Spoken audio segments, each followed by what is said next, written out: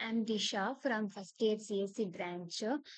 Startup company Eternal Infinity. Product name washing machine. Product proposed name laundry wizard. Uh, mentioning the sum of the requirement and feeling about the product as read by customer during the empathizing activity.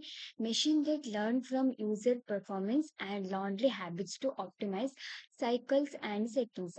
Use of UV lights or other technologies to reduce bacteria and odor. Based on empathizing stage and considering the feelings and requirement of customer, many new features are added to the existing product name washing machine, futuristic name laundry wizard. Mm.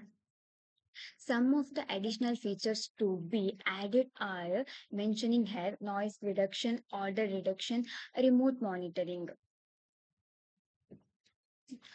In prototype stage, the real working model has to manufacturing due to time constraint. The motor advised to draw a sketch. Are the sketches given below?